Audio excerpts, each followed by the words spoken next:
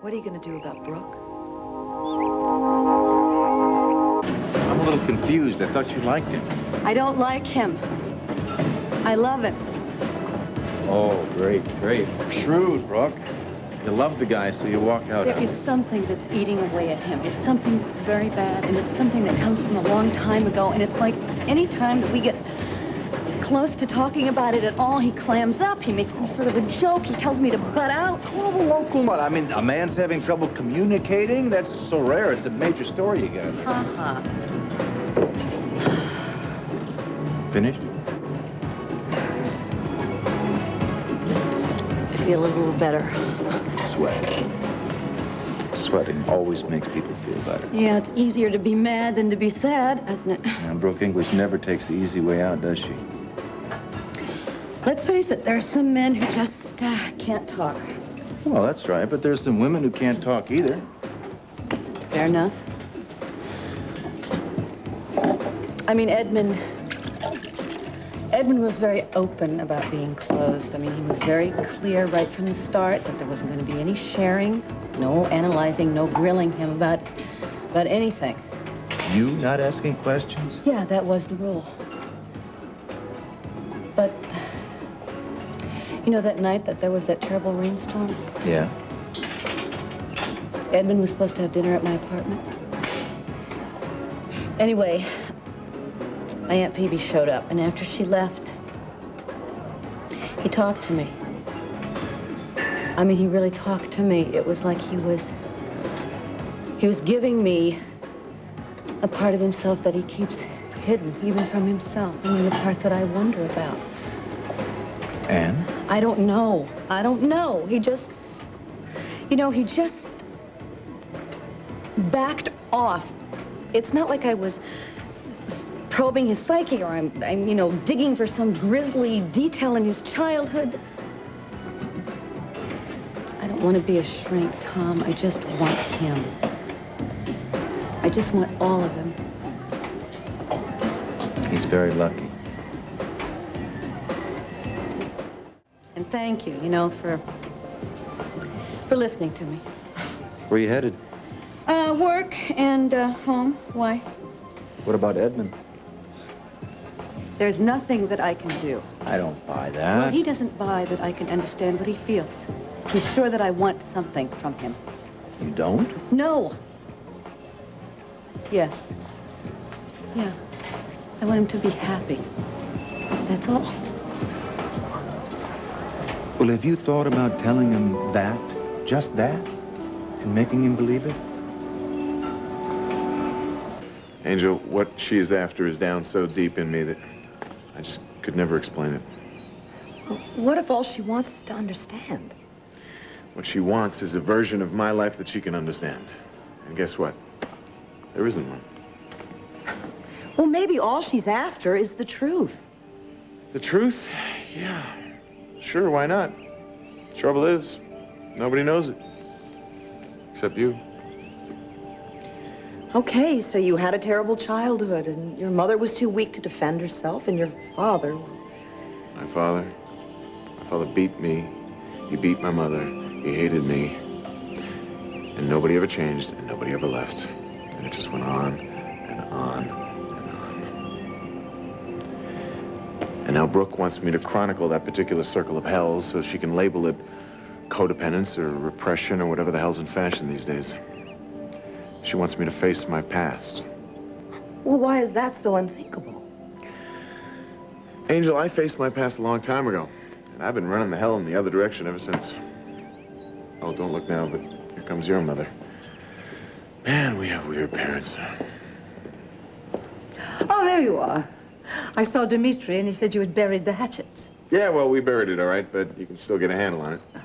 Everything's fine, Mother. Of course, darling. I only wanted to say how glad I am. Welcome back.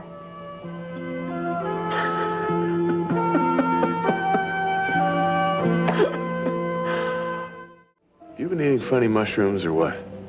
You heard correctly. I'm in the Twilight Zone here. Mother appears to have had a change of heart. I never wished you ill, Edmund. I might have resented you all these years for the same reasons that Dimitri did, but I never wished you ill. How could I?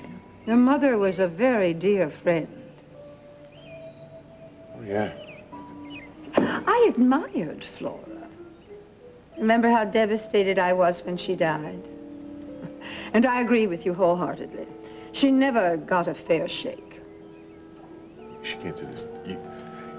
You can't do this to me, okay? I mean, my life is going crazy right now, and your hating me is about the only constant I have, so please, Helga, just give it to me, okay? Tell me I'm a bum. Tell me I'll never measure up, okay?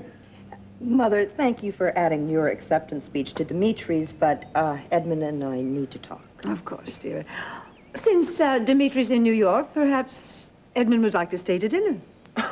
I'll let you know. Goodbye, Mother. Goodbye. Those poison mushrooms, that's it. They're gonna serve it to me for dinner tonight. Edmund? I know it. Things fall apart. The circle will not hold. What? The gardener's son in the baronial hall. Oh, cut it out. You know what else is crazy about this? I mean, my father has been dead for so many years, and he's still screwing up with my head here. Only if you allow him to. I can't control him. I mean, I've lost Brooke. I mean, not because she couldn't respect my privacy, but because I can't even stand to think about my father, much less talk about him. Edmund, look.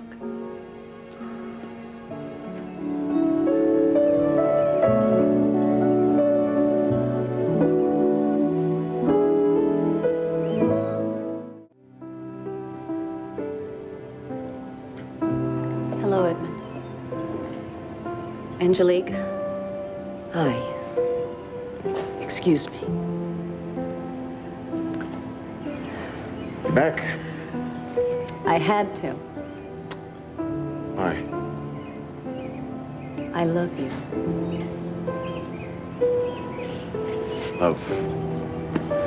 Love. People make bigger mistakes about love than anything else, including war. You amaze me. Well, I can't change, you know? I want to change. I may like to change. Is anybody asking you to change? Why'd you come back, really? Because you're worth it. I mean, I may have jumped into this thing with you way too soon, but I jumped in. I jumped in with both feet, and the trouble with us is so simple, Edmund, really. It's a problem of communication. I mean, with our backgrounds. Listen, I am an emotionally repressed, messed up, baggage-laden... Neurotic, yes. Yes. That's about right. That's a good description of the man that I fell in love with. But he's also intelligent. And he's honest. And he's a wonderful lover. And he's a good writer, right? Better than good. So what's the hang-up? Do you love me? Yeah. You just don't believe that I can understand your pain, do you? Listen, I want to tell you something about me, something that we haven't talked about. And you may have heard about it, you may have read about it. Jamie's not my only child. When I was married to Tom, I had a daughter, Laura. No, I didn't know. When she was 6, she was hit by a drunk driver. And she died almost instantly. I'm sorry. And after that, the world didn't make sense the way it used to. And even now, every day, I say to myself that your whole life is a charade. It's a desperate attempt to prove that you're alive, that you're healthy, that you're functioning, that you didn't die on the pavement with your daughter. Why haven't you ever said any of this to me? Because I never talk about it, because it hurts. I thank God that I have Jamie, and I have my friends, and I have Tom, and I have Aunt Phoebe, and now I have you. And I go on because I have that. have my work. And because I want to. And I see the contradictions in life, and I see the unfairness, but you're not the only one who gets lost in what happened and what should not have happened.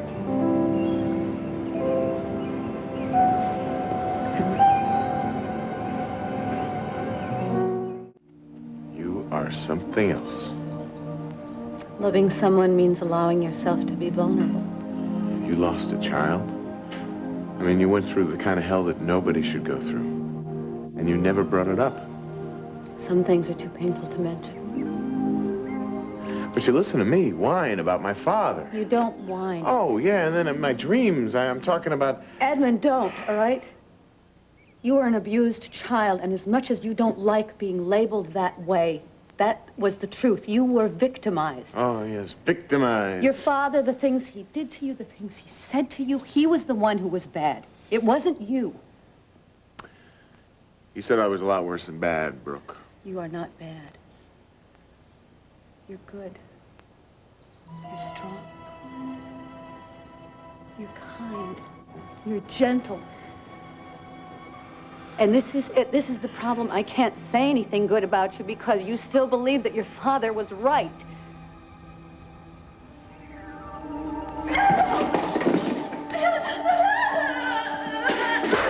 Quit sticking up for the brat! He's no good! Oh, get up, you stinking slut! You know why he's no good, don't you? Huh? Don't you? I don't give a damn where he is. You got your mother's high morals, huh? And your father's high ethics. Did you hear me? It takes a special kind of evil to make a rotten kid like him.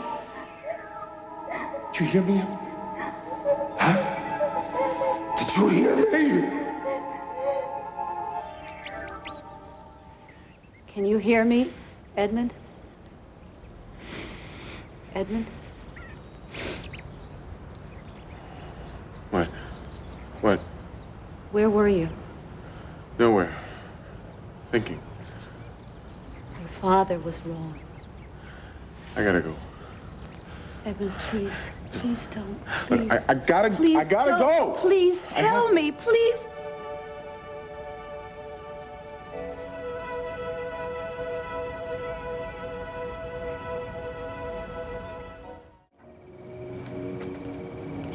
You're still here? Yes. Are you all right? I don't know. Where's Edmund? I looked for him, but you don't know where he is? All I know is he left.